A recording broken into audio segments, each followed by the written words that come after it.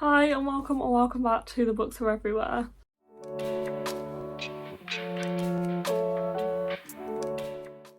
If this video is a little dark, I'm sorry, but I just pulled the plug off my ring light by accident because it's been kind of broken for a long time and I've needed to get a new one. So no ring light for me anymore until I actually do buy myself a new one. But anyway, that is beside the point of this video. Today I am here to do a kind of January TBR. This is mainly because, I say kind of, because we're already like a week into January, and also this is mainly a TBR for specific weekend of January, next weekend. As you may or may not know if you've been following me for a while, me and my lovely friend Courtney go on a reading retreat every year, usually in the summer months like June, July, August time, and we've done this for the past like 3 or 4 years now. This will be the 4th year I think that we've done it, and we try and go somewhere new. And after our one last year, which was in June, we were like, we can't wait another year, we need a winter version of this reading retreat that's maybe a little shorter and maybe a little closer to home. So that's what we're doing, and also I feel like this is just giving us both such an uplift for January. I'm so glad that we are doing it, and I have been deciding on a TBR. Let me show you that TBR. I might be going a little overboard, and I can't even hold this any longer, so I'm going to put it down. Yeah, so I'm not going to say that I'm going to read all of these books in a long weekend. We are going on Saturday, we're coming back on Tuesday. So we have like 2 full days where we're staying, and then we have Saturday, we're going to go a bit earlier, explore like a city kind of nearby. And then we'll have whatever time we get on the Tuesday before we come home. Maybe we'll stop somewhere on the Tuesday on the way home, I'm not quite sure yet. But we have 2 full days in the middle. I'd say usually we read about 8 books maybe when we go away, and we probably go away for a little bit longer than we are now. So this is a very ambitious TBR. So it's more like options of what I could pick up while we're there, but also a lot of graphic novels. I have decided that I'm going into 2024 trying to actually decrease my TBR, and I'm gonna do that tactically. Like, why not? I've never done kind of a readathon or something like this, like a reading retreat, tactically before, but like what's stopping me? And also I've had some of these graphic novels on my TBR for so long, I feel like I often save them for a time where I might feel like I need a shorter read or an easier read, and I've had these on my TBR for like over a year. What am I saving them for? Why don't I just read them now? Read them all in one go. Get some easy books off my TBR. Like, why not? It kind of feels a bit sneaky, but it's only me that's here to judge, so you know, it doesn't matter, I'm just gonna do it. So this is mainly graphic novels, as you will see, and shorter books and kids books, and things that have been on my TBR for a while that I'm actually going to get off my TBR. And I have no idea, because I've never read this many graphic novels in a weekend. I have no idea how many I might be able to read. That's why this stack is so big. It's just giving me options, and there are some kind of bigger books on here that they're bigger, but they're also like young adult, or they're children's or middle grade, so I don't expect them to take me quite as long, and it just gives me a little bit of a break from the graphic novels because I think I might get a little bit burnt out. But we will see. The first one I'm going to briefly mention, but is not here because I haven't received it yet, but I have ordered a copy for me and a copy for Courtney, and that is A Snowfall of Silver by Laura Wood. We have actually buddy read a Laura Wood book on our reading retreats the past few years, and we've loved them. We read Under a Dancing Star? Under a Dancing Star? Yeah, we read that in 2022, and then we buddy read A Single Thread of Moonlight last year, and we absolutely loved both of them so much. And we also always said, when are we going to read A Snowfall of Silver, because we're always away in the summer. But now we've booked a winter one, so we're going to read it now. I think it's actually set in autumn, and I don't really know a lot about this story, but I'm really excited to read it because we have just loved Laura Wood's books. Okay, I got my laptop so I can actually tell you a bit more about A Snowfall of Silver. It's set in 1931. I don't usually like historical, but I love Laura Wood. It's set in autumn. It's following Freya. She runs away from her home in Cornwall and goes to I think she goes to London, I think, maybe, to join a theatrical company because she wants to become an actress. She thinks the path to success is clear, and for the first time she's finding a place to belong, but can reality ever live up to her expectations? What if her life and falling in love turn out nothing like she has planned? This is, I think, if I'm remembering rightly, following one of the sisters in Sky Painted Gold, or the sister. I can't remember if there's more than one.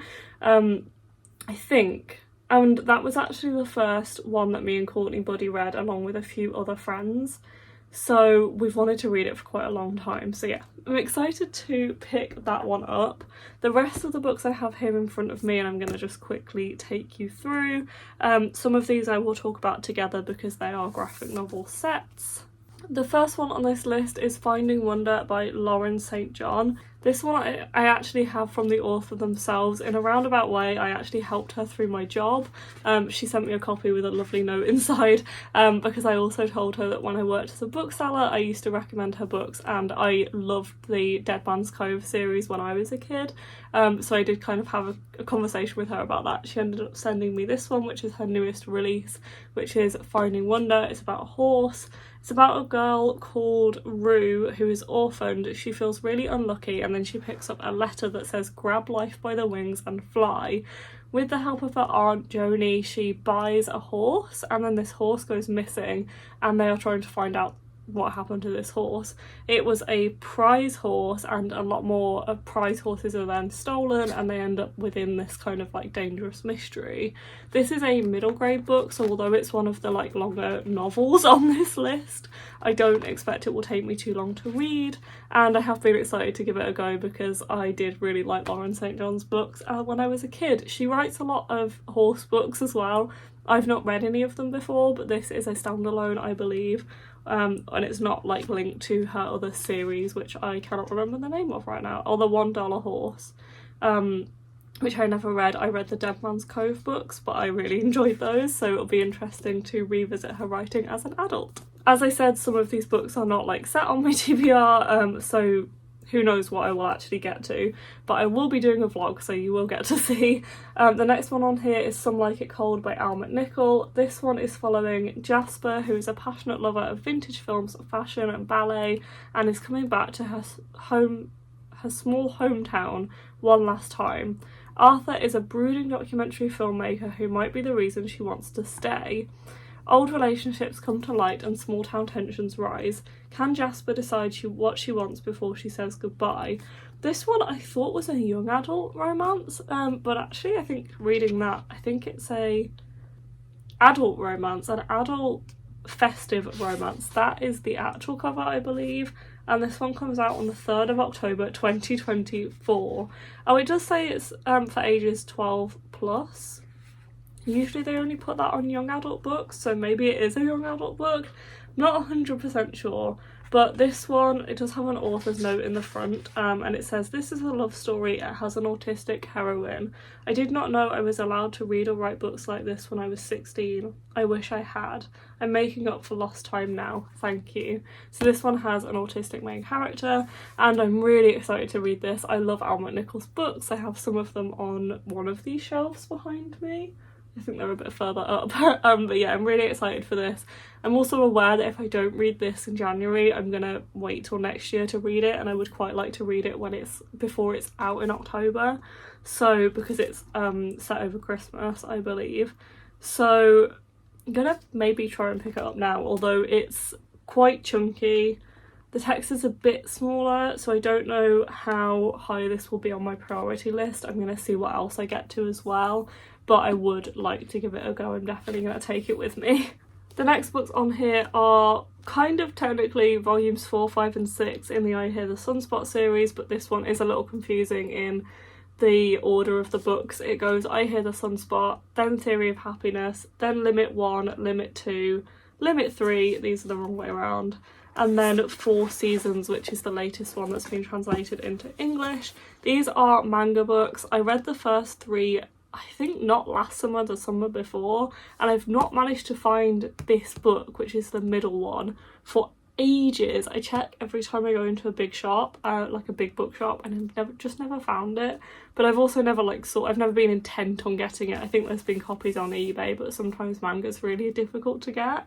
I did see it in the US, but I just couldn't bring it back with me because I didn't have the space. So I finally found it recently, and I'm so excited to continue with this series.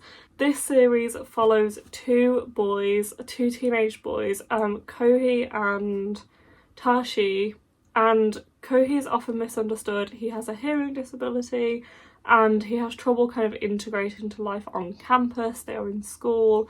He learns to keep his distance from other people, but then he meets the outspoken and cheerful Tashi.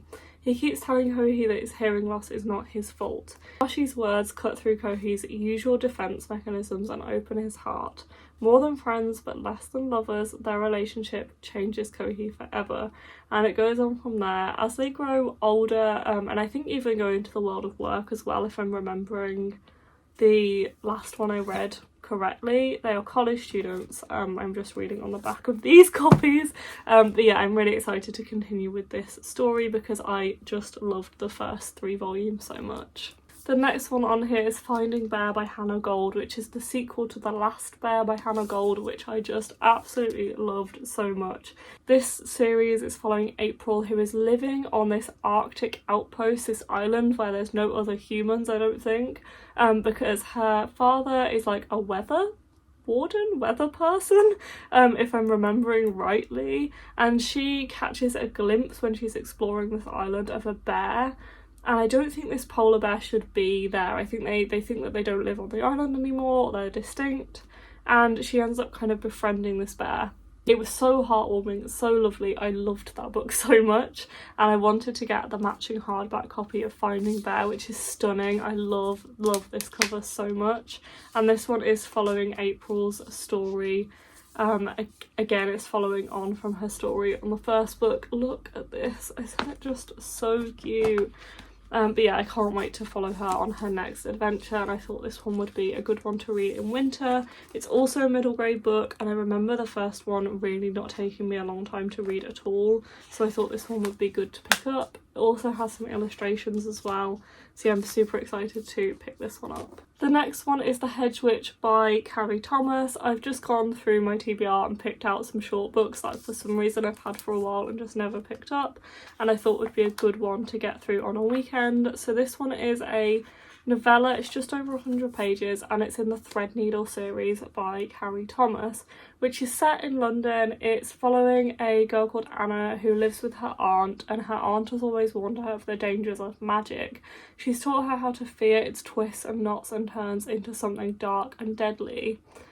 It was, after all, the magic that killed her parents and left her orphaned in her aunt's care. It's why she's been protected from the magical world, and in 1 year's time, what little magic she has will be bound. They live in this world where, when they reach a certain age, they kind of bind their magic so they can't use it anymore. The binders believe that magic is a sin and will not be used but denied. Only 1 more year and she'll be free of the curse of magic, her aunt's teachings, and the disappointment of the little she is capable of. Nothing and no one can change her mind before then. Or can it? I really liked Threadneedle. It was quite a daunting big book and I didn't know how I'd find it, but I really enjoyed it, found myself really absorbed in the story. However, I've never continued with this and read the novella. I think I thought maybe I'd reread the first one, read this one, and read the next one when it comes out. But I'm just going to go in and read this novella because it's just been a while. I think the next one, which is called Shadow Stitch, is due out this year. It says it's due out in May on the internet, so hopefully that's true. And I will definitely continue with this series. But yeah, why not just dive into this little novella, which is following Anna's story next, I guess. The next one is Convenience Store Woman by Sayaka Murata. I don't think I've ever read anything by this author, but I've really wanted to, and I've had this for a while because I specifically wanted this purple edition because I love the purple cover. I just think it's such a pretty colour. This one is following Kiko, who's 36 years old, and she's always worked in this convenience store. She's never had a boyfriend and she's been working there for 18 years. Her parents want more for her. They wish she should get a better job. Her friends wonder why she won't get married. But Kiko knows what makes her happy and she's not going to let anyone take her away from her convenience store. This one is, again, a really short book. It's 160 pages and it has quite a big font as well. Don't know why, I've never picked it up, so I thought I'd put it on my TBR for this readathon this weekend. The next one on here is Even If We Break by Marieke Nijkamp. I've read Marieke's other book, This Is Where It Ends, and I quite enjoyed it. It's a young adult thriller set in a school, and this one is kind of similar, and I just thought this one would be super quick to read. The other one was as well. This one's probably lower priority on this list, so it wouldn't surprise me if I don't get to it, but I really feel like reading a young adult thriller, so maybe I'll pick this up soon anyway. The tagline on the back is 5 friends go to a cabin, 4 of them are hiding secrets, 3 years of history bind them, 2 are doomed from the start, 1 person wants to end this, no one is safe, are you ready to play? And I feel like this one will be really quick. I've had it for a while as well, so I do need to get to this one sometime soon. The next one is Leela and the Blue Fox by Kieran Morwood Hargrave with her husband Tom DeFreston as the artist. This one is not a companion but a very similar book to Julia and the Shark, which is by the same authors, and I loved that, and I read that in an evening and it was one of my favourite books of the year, which I think was 2022, and I thought like this one's just perfect for this readathon. It's another Wingtweet read. For some reason I've not picked it up yet, and I'm just really excited too. So it's following Leela, who also seems to live in the Arctic. I don't know why I've picked these 2 books up, sounds very similar to Finding Bear, but she kind of befriends this fox. Fox begins to walk and Leela is embarking on the journey of her own to find the mother that she thought she'd lost. In the endless daylight of an Arctic summer, the world is vast, wild and wondrous. Across the ice and across the sea, Fox and Leela's adventures are just beginning. This book, as well as Julia and the Shark, they are illustrated in this absolutely stunning way. I love these so much. Julia and the Shark had these like translucent pages as well that went over some of the illustrations. I don't think this one has the same, but it does have these just absolutely stunning illustrations that there we go, it does have one. It's like a layer in the middle that when you lay it over changes the nature of the image, and I think this is amazing. I love that it's the 2 of them working together on this story as well, and it's just beautiful. I really want to read this one. That one is quite high on my list for next weekend.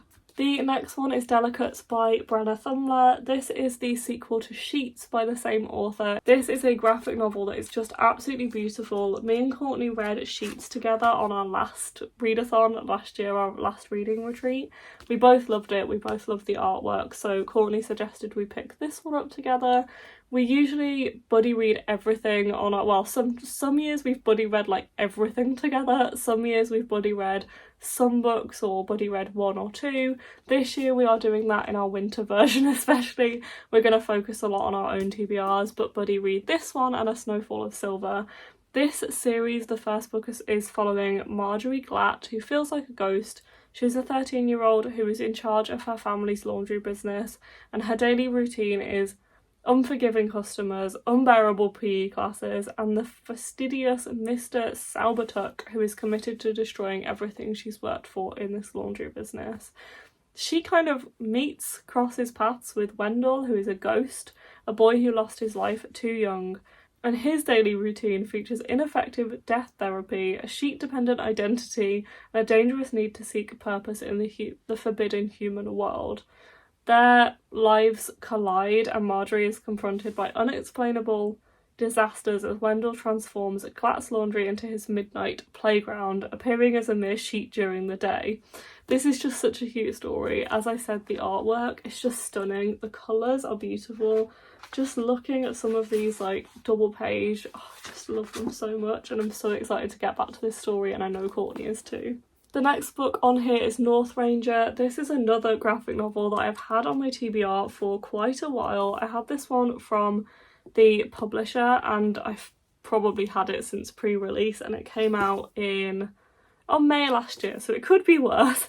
This one, it says it's for fans of Bloom and a Heartstopper, but also Northanger Abbey, because why not? It's following Cade, who has always loved to escape into the world of a good horror movie. After all, horror movies are scary, but to Cade, who is a closeted queer teen growing up in rural Texas, real life can be way scarier. When Cade is sent to spend the summer working as a ranch hand to help earn extra money for his family, he is horrified. The only silver lining is that the company of the two teens who live there, in particular the ruggedly handsome and enigmatic Henry. As unexpected sparks begin to fly between Cade and Henry, things get complicated. Henry is reluctant to share the mysterious details of several local deaths, and Cade begins to wonder what else might be hiding. I honestly didn't really know what this was about beyond him working as a farmhand, so it sounds super interesting, and I'm just gonna knock this one off my TBR. It's just a graphic novel I've had sitting around for a while, and I'm excited to check it out. The next one is the first volumes of Lore Olympus. I have read the first 2 before, but I've received 2 more since then. I collect the Illumicrate edition, so I don't have volume 5 yet, even though it's already out because they haven't released it yet. I don't know if they're going to wait until volume 6 and release them together as they did with 3 and 4, but I'm going to reread the first 2 and then go into volumes 3 and 4, and this one is another graphic novel series. It's following Hades and Persephone, and I just love the art style of these books, and I feel like this is just a good level for me going into Greek mythology with really no knowledge of Greek mythology, and I do really enjoy these graphic novels and I'm quite excited to get back into their world. And the next one, the last set on here, so thank you for bearing with me, is V. Schwab's Shades of Magic graphic novels. I have this 3-volume kind of set. Bought this a year ago, thought I would read it in 2023 as a treat. Never read it, so I'm just going to read them now. This one is following Prince Maxim. It's a prequel to the Shades of Magic, a Dark Shade of Magic set, which now has 4 books kind of in it, with the release of the Fragile Threads of Power. But this one is following the brash, young, arrogant Prince Maxim, who has been banished from court by his father and exiled from his beloved Red London to the violent, lawless port city of Varos on the Blood Coast.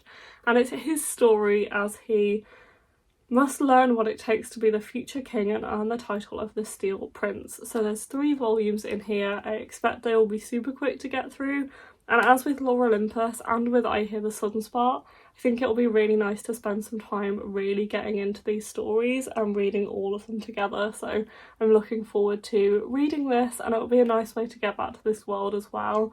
I haven't read the Fragile Threads of Power yet, but it really daunts me, so I'm going to go in with this one instead. Okay, those are all of the books that I'm going to be taking with me on the reading retreat with Courtney, which I know is insane, but, you know, it's me. You just gotta be extra sometimes. I'm really excited to see what I get to out of this very extensive pile, and I hope you will join me on the journey, and I will see you in the next video. Bye.